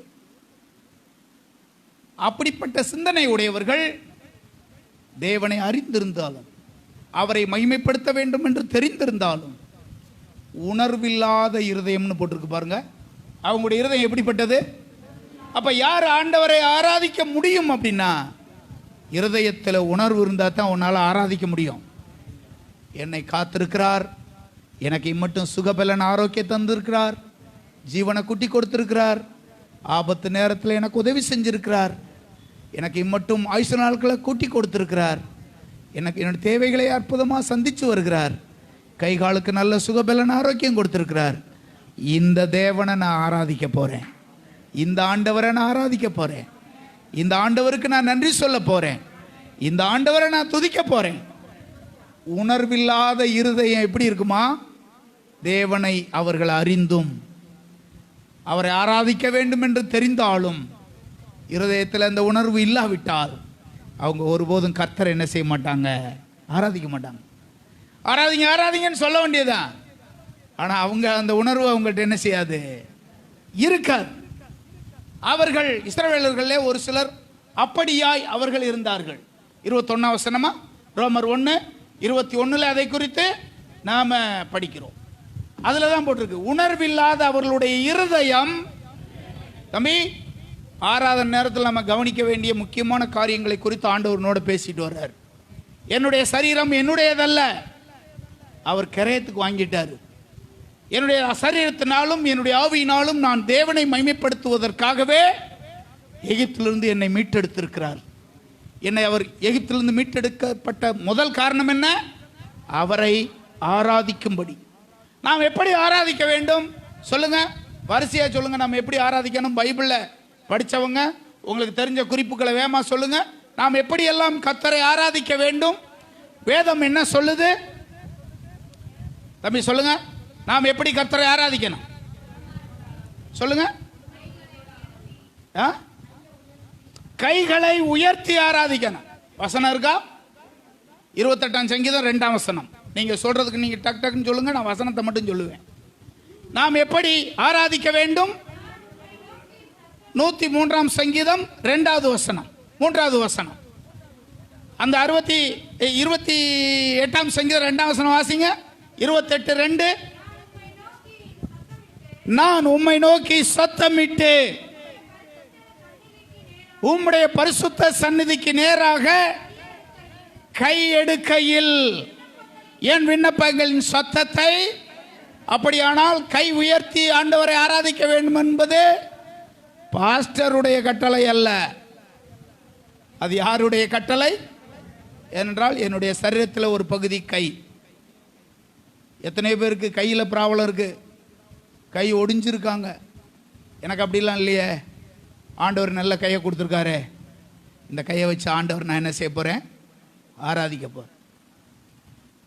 உனக்கு விருப்பமான ஒரு ஆள் 6 அடிச்சிட்டான்னா இருக்கிற இடத்துலேருந்து கை உயர்த்தி கத்துறையிலப்பா, யாருமா சொல்கிறாங்களா? அதை உன்னை அறியாமையே வந்துடும். அப்படி தானே? கைகளை உயர்த்துவது என்பது எதற்கு அடையாளம்? அவரை மகிமைப்படுத்துவது, அவருக்கு தன்னை அர்ப்பணம் பண்ணுவது. யுத்தத்திலே சரணடைகிற போர் வீரர்கள் இருக்காங்க பாருங்க, எல்லா துப்பாக்கிகளையும் கீழே போட்டு 2 கையும் மேலே உயர்த்தி தான் சரணடைவாங்க. கைகளை உயர்த்துவது என்பது எதற்கு அடையாளம்? சரணடைவது. உம்முடைய சமூகத்தில் சரண் அடைகிறேன் ஆண்டவரே. தாவீது 103 சங்கீதம் 1, 2, 3 வசனத்தில் இப்படி சொல்லுவார் பாருங்க. என் ஆத்துமாவே கர்த்தரை ஸ்தோத்திரி, முழு உள்ளமே அவருடைய பரிசுத்த நாமத்தை ஸ்தோத்திரி. அவர் செய்த சகல உபகாரங்கள். ஆராதனைக்கு வரும்போது அந்த வாரத்தில் அவர் செய்த உபகாரங்களை எல்லாம் எண்ணி ஆண்டவரை நாம துதிக்க வேண்டும், ஆண்டவரை ஸ்தோத்திரிக்கணும். கைகளை உயர்த்தி கர்த்தரை மகிமைப்படுத்துவது என்பது நம்முடைய சரீரத்தை ஜீவ பலியாக நாம் அர்ப்பணிக்கிறோம் என்று அர்த்தம். அல்லேலூயா. 63 சங்கீதம் 3, 4, 5 வசனத்தில் படிக்கிறோம். 63, 3, 4, 5 வசனத்தில் படிக்கிறோம். அங்கே சொல்லப்பட்டிருக்கிறது, ஜீவனை பார்க்கிலும் உம்முடைய கிருபை நல்லது, என் உதடுகள் உம்மை துதிக்கும், என் ஜீவனுள்ள மட்டும் நான் உம்மை துதித்து உம்முடைய நாமத்தை சொல்லி. அங்க என்னம்மா போட்டிருக்கு? உம்முடைய நாமத்தை சொல்லி. இயேசுவுக்கு ஸ்தோத்திரம். கை தூக்கி கை உயர்த்தி ஆண்டவரை நாம் என்ன செய்யணும்? மகிமைப்படுத்தணும். அல்லேலூயா. அடுத்து எப்படி நாம் கர்த்தரை ஸ்தோத்திரம் பண்ணணும்? பணிந்து குனிந்து நாம முழங்கால் படியிட்டு ஆண்டவரை ஸ்தோத்திரம் பண்ணணும். அல்லேலூயா. 47 சங்கீதம் 1 வசனம். 47 சங்கீதம் 1 வசனம். அது சகல ஜனங்களே கை கொட்டி தேவனுக்கு முன்பாக கம்பீர சத்தமாய், தேவனுக்கு முன்பாக கம்பீர சத்தமாய். 150 சங்கீதம் 5 வசனத்தில் போட்டிருக்கு, ஓசையுள்ள கை தாளத்தோடு அவரை துதியுங்கள், தம்புரோடும் வீணையோடும் அவரை துதியுங்கள். மகிழ்ச்சியோடு கர்த்தரை துதித்து ஆனந்த சத்தத்தோடு அவர் சன்னிதானத்துக்கு. 100ஆம் சங்கீதம் 2ஆம் வசனம், 100ஆம் சங்கீதம் 2வது வசனம், 47ஆம் சங்கீதம் 6வது வசனத்தில் போட்டிருக்கு, கர்த்தரை துதிக்கிற போற்றி பாடுங்கள். பாடலோடு கர்த்தரை என்ன செய்யணும்? ஸ்தோத்தரித்து ஆண்டவருடைய பரிசுத்த நாமத்தை நாம உயர்த்தணும். பாடலோடு சத்தத்தோடு தேவனுடைய நாமத்தை உயர்த்தி தேவனை நாம மகிமைப்படுத்தணும். இதெல்லாம் பைபிளில் போட்டிருக்கிறது. அதாவது 150ஆம் சங்கீதம் 5ஆம் வசனம், 150ஆம் சங்கீதம் 5வது வசனம், ஓசையுள்ள கைத்தாளத்தோடு அவரை துதியுங்கள். 47ஆம் சங்கீதம் வசனம், 47ஆம் சங்கீதம் வசனம், 95ஆம் சங்கீதம் வசனம், 95ஆம் சங்கீதம் வசனம். இதெல்லாம் நீங்க பாத்தீங்கன்னா எப்படியெல்லாம் தேவனுடைய ஜனங்கள் அவரை ஸ்தோத்தரிக்கும்படி தேவன் விரும்புகிறாரு. இதுல வந்துருச்சா? கை வந்துருச்சு, கால் வந்துருச்சு, நாவு வந்துருச்சு, வாய் வந்துருச்சு, இருதயம் வந்துருச்சு, ஆத்மா வந்துருச்சு. கிரயத்துக்கு கொல்லப்பட்டிருக்கிறேன் நான். இது எனக்குரியதல்ல. இந்த சரீரத்தினாலும் என் ஆவியினாலும் அவரை மகிமைப்படுத்த போகிறேன். இதுவே நீங்கள் செய்யத்தக்க புத்தியுள்ள ஒரு ஆராதனை. அல்லேலூயா. இதுவே நீங்கள் செய்யத்தக்க புத்தியுள்ள ஆராதனை. ஆராதனை செய்கிற முறைகளை குறித்து பைபிளில் ஏராளமான அதிகாரங்களை ஆண்டவர் ஒதுக்கி இருக்கிறார். இஸ்ரவேல் ஜனங்கள் எப்படி அவர்களை ஆராதிக்க வேண்டும் என்று யாத்ராகமத்தில் 15 அதிகாரங்கள் ஒதுக்கப்பட்டிருக்கு. யாத்ராகமத்தில் 15 அதிகாரம் ஒதுக்கப்பட்டிருக்கு. 25லிருந்து 40 வரையில் உள்ள 15 அதிகாரங்கள் அவரை ஆராதிப்பதற்கான கூடாரத்தின் முறைகளை குறித்து நாம் படிக்கிறோம். லேவியராகம புஸ்தகத்தில் 18 அதிகாரங்கள் ஒதுக்கி இருக்கு. எப்படி பலி செலுத்தி கர்த்தரை ஆராதிக்க வேண்டும் என்று. என்னாகம புஸ்தகத்திலே 13 அதிகாரங்கள் ஒதுக்கப்பட்டிருக்கு. அவரை ஆராதிப்பதை குறித்ததான சத்தியங்கள் அடங்கிய 13 அதிகாரங்கள் அங்கே சொல்லப்பட்டிருக்கிறது. உபாகமத்திலே 2 அதிகாரமும் எபிரேயர்லே 2 அதிகாரமும் ஆக மொத்தம் 50 அதிகாரங்கள் அவரை துதிப்பதும் ஆராதிப்பதும் பலி செலுத்துவதும் தொழுது கொள்ளுகிற முறைகளை குறித்து விளக்கமாய் சொல்லப்பட்டிருக்கு.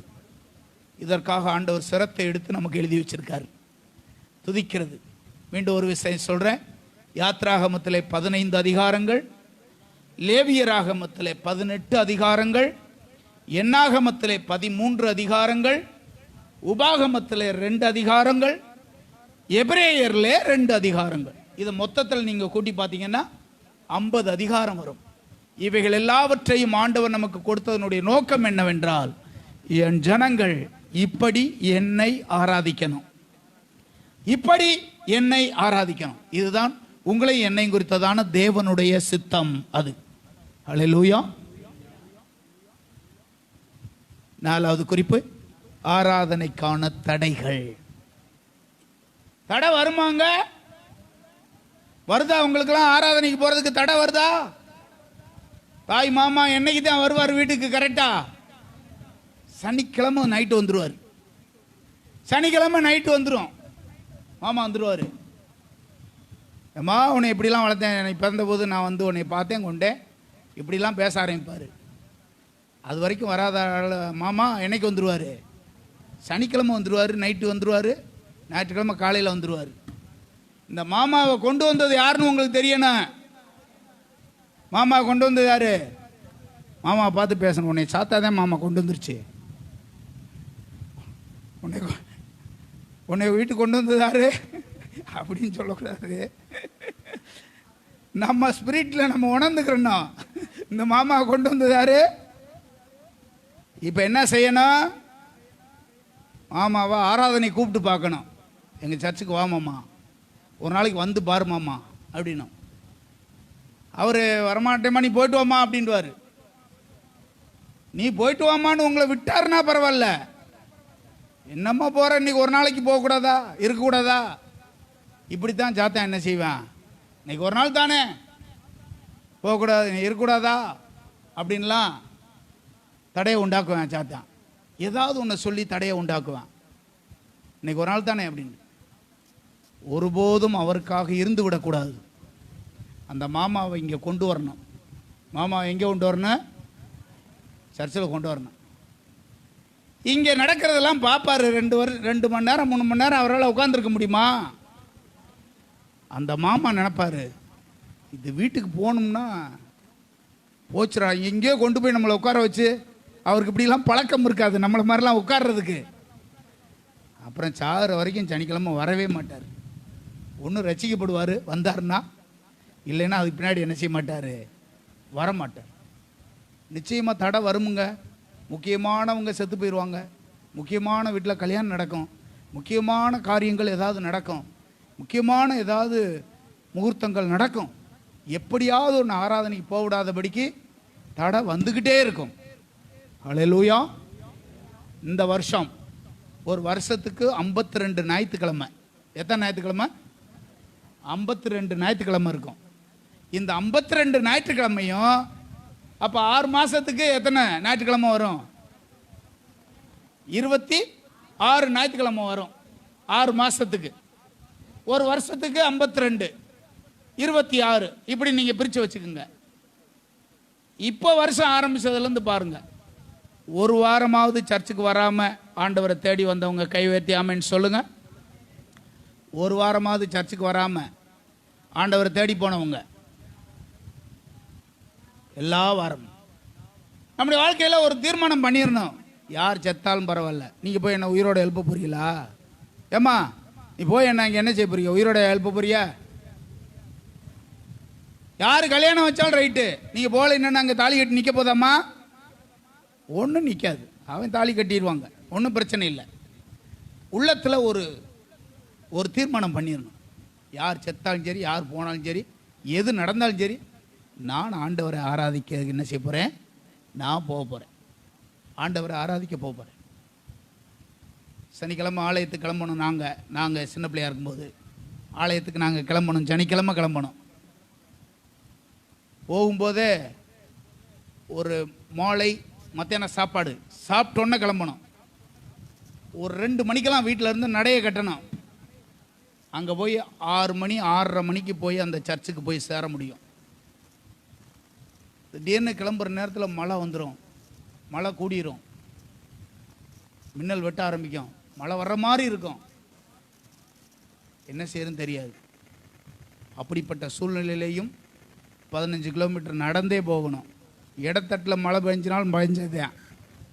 இப்படியெல்லாம் ஆண்டவரை ஆராதிக்கிறதுக்கு நாங்கள் போயிருக்கோம், நடந்தே போயிருக்கோம். இப்படிலாம் திரும்ப அங்கே சர்ச்சு முடிச்சுட்டு அங்கேருந்து 5 கிலோமீட்டர் நடந்தே தான் வரணும். பஸ் வசதிலாம் இப்போ கிடையாது. அப்படிப்பட்ட சூழ்நிலையிலேருந்துலாம் ஏறத்தாழ 8 வருஷம் ஒரு வாரம் கூட விடாமல் எங்கள் அம்மா போயிருக்கு. ஒரு வாரம் கூட விடாமல் அப்படிலாம் அவங்க போயிருக்காங்க. நான் சொல்கிறது ஏனதானு உங்கள்கிட்ட சொல்லலை, வாழ்க்கையில் வாழ்ந்ததைத்தான் நான் சொல்கிறேன். உங்கள் எல்லாத்துட்டையும் நான் சொல்லுவேன், ஆரம்பத்தில் வந்தவங்ககிட்ட யார் செத்தாலும் சரி போகக்கூடாதுன்னு சொல்லுவேன். வாரம் தான் பிரசங்கம் பண்ணியிருக்கேன். எங்கள் அம்மா சனிக்கிழமை நைட்டு இறந்து போயிடுச்சு. அதுக்கு வாரம் தான் நான் பிரசங்கத்தில் பண்ணுறேன், யார் செத்தாலும் போகக்கூடாது அப்படின்னு நான் பிரசங்கம் பண்ணியிருக்கேன். எங்கள் அம்மா செத்தது என்னைக்கு செத்துருச்சு? சனிக்கிழமை நைட்டு செத்து போயிடுச்சு. இப்போ விடிஞ்சால் ஆராதனைக்கு போகணும், என்ன செய்யறதுன்னு தெரியல.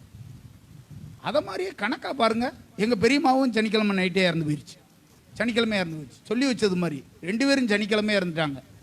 நான் முக்கியமாக போய் இருக்க வேண்டிய சூழ்நிலை, எங்கள் அம்மாவை அடக்கம் பண்ண வேண்டிய சூழ்நிலை, எங்கள் பெரியம்மாவையும் நான் போய் அடக்கம் பண்ண வேண்டிய சூழ்நிலை. 2 பேருமே சனிக்கிழமை இறந்துட்டாங்க.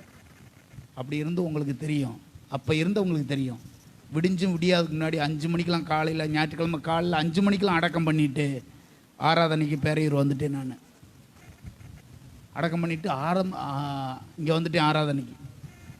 இதெல்லாம் வாழ்க்கையில் அனுபவிச்சதை நான் சொல்கிறேன். எங்கள் அம்மா இறந்தப்போ எங்கள் சொந்த பந்தம் யாருமே வரல. நைட்டு இறந்தாங்க, காலையில் விடியதுக்குள்ளே அடக்கம் பண்ணிட்டோம். அதுக்கு பின்னாடி அவங்க கூட பிறந்தவங்களாம் தகவல் சொன்னால் என்னை எப்படி செஞ்சுருப்பாங்கன்னு நீங்கள் பார்த்துக்குங்க, எப்படிலாம் என்னை திட்டிருப்பாங்கன்னு நீங்கள் பார்த்துக்குங்க. அவங்க சொந்த பந்தம் அவங்களாம் இருப்பாங்கள்ல, அவங்களாம் என்னை என்ன செஞ்சுருப்பாங்கன்னு பாருங்கள். இதெல்லாம் வந்தது எல்லாமே. நம்ம ஒரு தீர்மானம் பண்ணியாச்சுல, தேவனத்தை என்ன செய்யணும், போய் தான் ஆகணும். இப்படி ஒரு நல்ல தீர்மானத்தை எடுங்க. உங்கள் குடும்பம், உங்கள் வாழ்க்கை, பிள்ளைகள் நிச்சயமாக ஆசீர்வதிப்பார் ஆண்டவர். தடையெல்லாம் நிச்சயமாக என்ன செய்யும், வரத்தான் செய்யும். இப்போ யாத்ராகம புஸ்தகம் 3ஆம் அதிகாரத்துக்கு திரும்ப வருவோம். யாத்ராகம புஸ்தகம் 10ஆம் அதிகாரம் வாங்க, 10ஆம் அதிகாரம் வாங்க. 10ஆம் அதிகாரம் 11ஆம் வசனம் பாருங்க, 11 பாருங்க.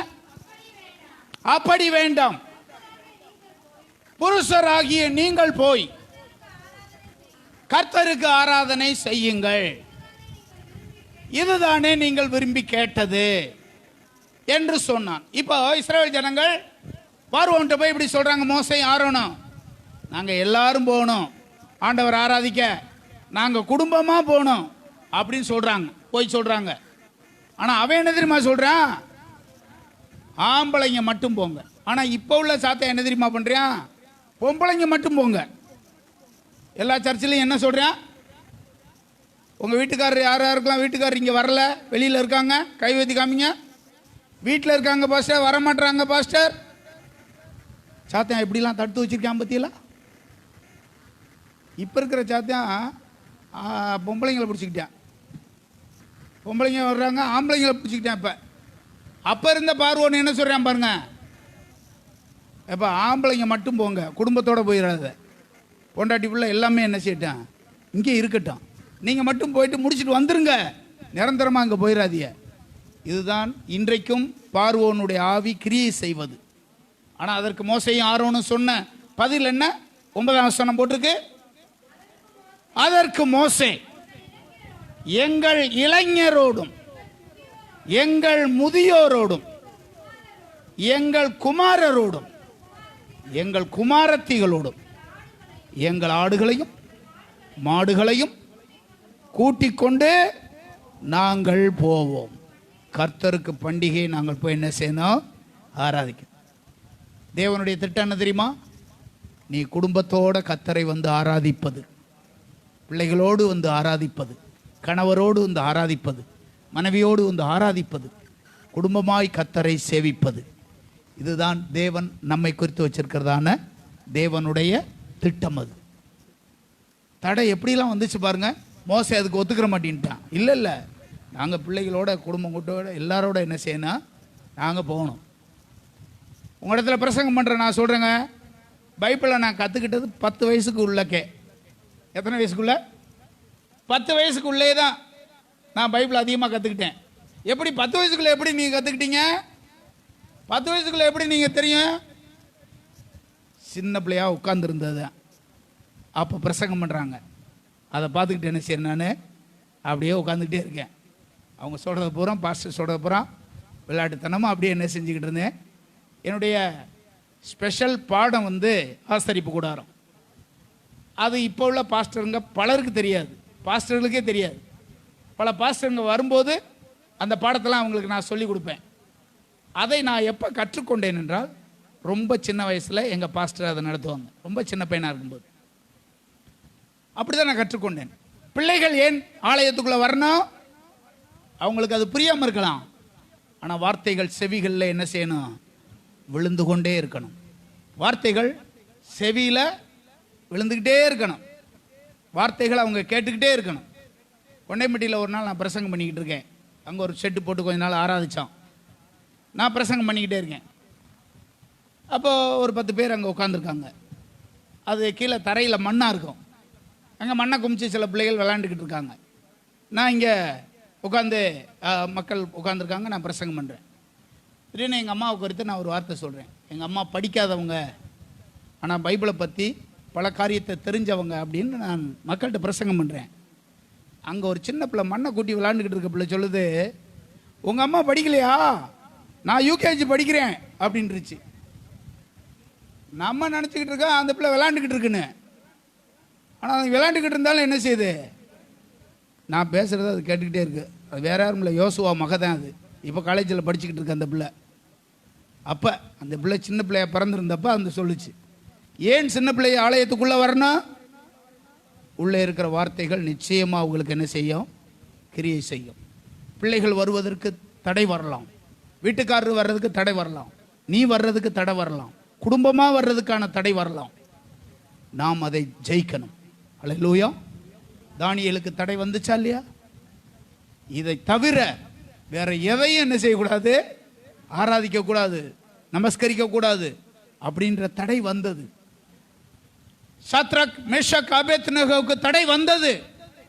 ஆனால் அவர்கள் எல்லாம் தடையை மீறி கர்த்தரை ஆராதிச்சாங்க. அவர்களெல்லாம் தங்கள் வாழ்க்கையில வெற்றி பெற்றார்கள். ஹல்லேலூயா. வெற்றி பெற்றார். உங்களுக்கும் தடை வரலாம், நாம் வெற்றி பெற வேண்டியது அவசியமானது. ஹல்லேலூயா. கடைசி குறிப்பு, ஆராதனையில் நடப்பது என்ன? ஆராதனை என்றால் என்ன? ஆராதனை நாம் ஏன் செய்ய வேண்டும்?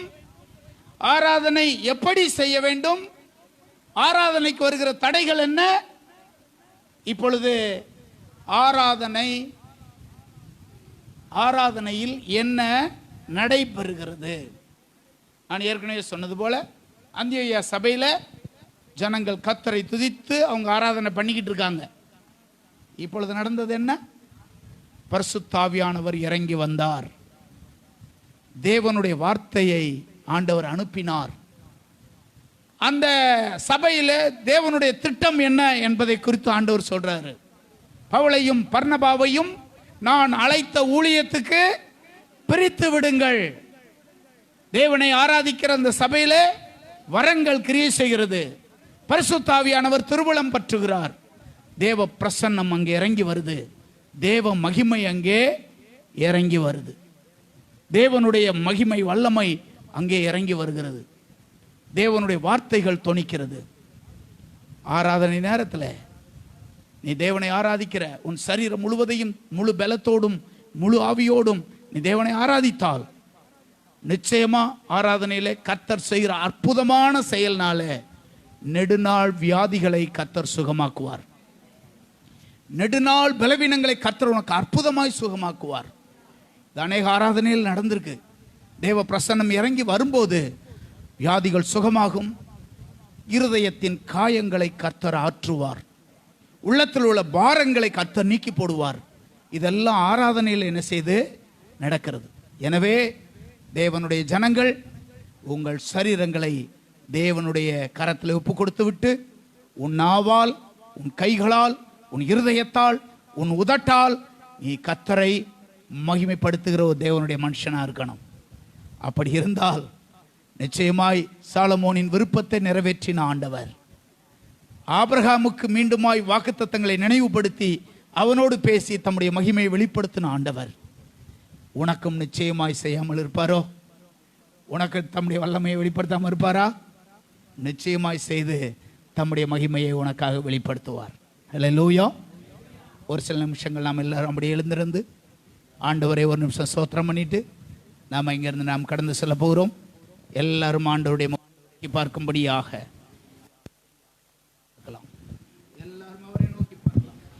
எல்லாரும் அவரை நோக்கி பார்க்கலாம். ஹல்லேலூயா, ஹல்லேலூயா, ஹல்லேலூயா, ஹல்லேலூயா, ஹல்லேலூயா, ஹல்லேலூயா. எல்லாரும் ஆண்டவரை நோக்கி பார்த்து அவருடைய பிரசன்னத்தை வாஞ்சித்தவர்களாக, அவருடைய மகிமையை வாஞ்சித்தவர்களாக, அவருடைய வல்லமையை வாஞ்சித்தவர்களாக, உங்க பிரசன்னம் எனக்கு வேணாம் ஆண்டவரே, உம்முடைய மகிமை எனக்கு வேணாம் ஆண்டவரே, உம்முடைய வல்லமை எனக்கு வேணாம் ஆண்டவரே, உம்முடைய வரங்கள் எனக்கு வேணாம் ஆண்டவரே, ஆண்டவரே உம்முடைய மகிமை எனக்கு வேணாம் ஆண்டவரே, உம்முடைய வார்த்தை எனக்கு வேண்டும் ஆண்டவரே, உம்முடைய மேகம் எனக்கு வேண்டாம் ஆண்டவரே சொல்றவங்க அப்படியே ரெண்டு கரங்களை உயர்த்தி எல்லாரும் ஆண்டவருடைய முகத்தை நோக்கி பார்க்கலாம். ஹல்லேலூயா, ஹல்லேலூயா, ஹல்லேலூயா, ஹல்லேலூயா. வேத வசனத்தின் அடிப்படையிலே நாம் பார்க்கும்போது அவரை துதித்து ஆண்டவரை மகிமைப்படுத்தும் போது தேவனுடைய மகிமை நம்மத்திலே கடந்து வரும் என்று சொன்ன வார்த்தையின்படியாக இந்த மத்தியான வேளையிலையும் கர்த்தர் தம்முடைய பிரசன்னத்தை அனுப்பி உன்னை ஆசீர்வதித்து உனக்கு சுகம் கொடுத்து உன் பலவீனங்களை மாற்றி உன் இருதயத்தின் காயங்களை ஆற்றி உன்னை வல்லமைப்படுத்தி உன்னை பலப்படுத்தி உன்னை அனுப்புவதற்கு ஆண்டவர் போதுமானவராக இருக்கிறார். எல்லாரும் வாயை திறந்து கர்த்தரை அப்படியே ஸ்தோத்திரம் பண்ணலாமா? எல்லாருக்கும் வாயை திறந்து கர்த்தரை ஸ்தோத்திரம் பண்ணலாமா? ஹல்லேலூயா, ஹல்லேலூயா, ஹல்லேலூயா, ஹல்லேலூயா, ஹல்லேலூயா. உம்மை துதிக்கிறோம் ஆண்டவரே, உம்மை துதிக்கிறோம் ஆண்டவரே, உம்மை துதிக்கிறோம் ஆண்டவரே. இயேசுவே உம்மை துதிக்கிறோம் ஆண்டவரே, இயேசுவே உம்மை துதிக்கிறோம் ஆண்டவரே, உம்மை துதிக்கிறோம் ஆண்டவரே, உம்மை துதிக்கிறோம் ஆண்டவரே. துதிக்கிறோம் ஆண்டவரே. இயேசுவின் நாமத்தினாலே தேவனே உமக்கு நாங்கள் நன்றி சொல்லுகிறோம். நன்றி ஆண்டவரே, நன்றி ஆண்டவரே. நன்றி ஆண்டவரே. அற்புதமாய் அதிசயமாய் எங்களை நடத்துகிற எங்கள் தேவாதி தேவனே, உம்மை வாழ்த்துகிறோம், போற்றுகிறோம், மகிமைப்படுத்துகிறோம். நீர் ஒருவரே தேவன், ஒருவரே உயர்ந்தவர், ஒருவரே உன்னதமானவர், ஒருவரே பெரியவர், ஒருவரே சிறந்தவர். உம் மேலான நாமமே உயர்ந்தது. சோத்ரம் சோத்ரம். அப்படியே கத்தர ஒரு நிமிஷம் சோத்திரம் பண்ண ஆரம்பிங்க.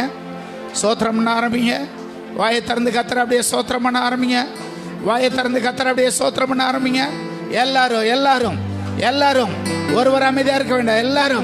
எல்லாரும் வாயை திறந்து, எல்லாரும் உங்கள் வாயை திறந்து, எல்லாரும் உங்கள் நாவினால் ஆண்டவரை புகழ்ந்து கத்தரை சோத்திரம் பண்ணி ஹல்லேலூயா, ஹல்லேலூயா, ஹல்லேலூயா, ஹல்லேலூயா,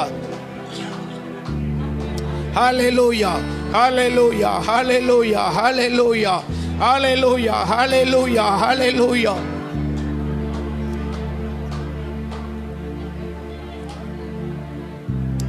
வெண்கல கதவுகளை உடைத்து, இரும்பு தாழ்பால்களை முறித்து, அந்தகாரத்தில் இருக்கிற பொக்கிஷங்களை உனக்கு தருவேன். இரும்பு தாழ்பால்களை முறித்து, வெண்கல கதவுகளை ஒடித்து, இரும்பு தாழ்பால்களை முறித்து, அந்தகாரத்தில் இருக்கிற பொக்கிஷங்களை உனக்கு தருவேன் என்று சொன்ன எங்கள் தகப்பனே, எங்கள் தேவனே, எங்கள் ராஜாதி ராஜனே, வல்லமையும் ஆட்சிமையும் நிறைந்தவரே, சர்வ வல்லவரே, உமக்கு ஒப்பானவர் ஒருவரும் இல்லை.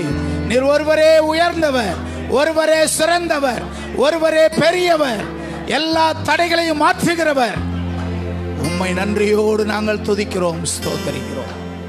உம்மை நன்றியோடு ஸ்தோத்தரிக்கிறோம், துதிக்கிறோம். உம்முடைய மேலான நாமத்தை நாங்கள் உயர்த்துகிறோம், போற்றுகிறோம். உம்முடைய மேலான நாமத்துக்கு நாங்கள் நன்றி சொல்லுவோம். எங்களை தெரிந்தெடுத்த நோக்கமே உம்மை ஆராதிப்பதற்காக, எங்களை ரட்சித்த நோக்கமே எங்களை ஆராதிப்பதற்காக, எங்களை மீட்டுக்கொண்ட நோக்கமே உம்மை ஆராதிப்பதற்காக, இந்த பாவ உலகத்திலிருந்து எங்களை மீட்டுக்கொண்ட நோக்கமே உம்மை ஆராதிப்பதற்காக. ஆசாரியராக, லேவியராக எங்களை தெரிந்து கொண்டீரே, உமக்கு ஸ்தோத்திரம் ஆண்டவரே. உம்மை துதித்து உம்முடைய பரிசுத்த நாமத்தை உயர்த்தி போற்றுகிறோம். வரும் நாட்கள்ல நாங்கள் உம்மை துதித்து கொண்டே இருப்போம். வரும் நாட்கள்ல உம்மை நாங்கள் போற்றி உயர்த்தி கொண்டே இருப்போம். அந்த பாக்கியத்தை கிருபை எங்களுக்கு தந்துள்ளி எங்களை நடத்துவதற்கு நீர் வல்லவராக இருக்கிறதற்காக ஸ்தோத்திரம். எங்கள் சபையானது ஜெபிக்கிற சபையா இருக்கட்டும், துதிக்கிற சபையா இருக்கட்டும், கொடுக்கிற சபையா இருக்கட்டும். உம்முடைய நாமத்தின் மகிமை எங்கள் மத்தியிலே விளங்குவதாக உதவி செய்வீராக. எல்லா துதியும் கனத்தையும் மகிமையும் உமக்கே செலுத்துகிறோம். இயேசுவின் நாமத்தில் ஜெபிக்கிறோம், ஜீவனுள்ள நல்ல பிதாவே.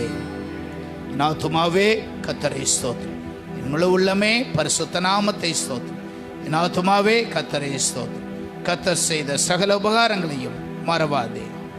ஆமென். நம்முடைய கர்த்தராகிய இயேசு கிறிஸ்துவின் கிருபையும், பிதாவாகிய தேவனுடைய அன்பும், பரிசுத்த ஆவியானவருடைய ஆசீர்வாதமும் இன்றும் என்றும் சதா காலமும் நம்மை விட்டு நீங்காமல் நிலைத்திருப்பதாக.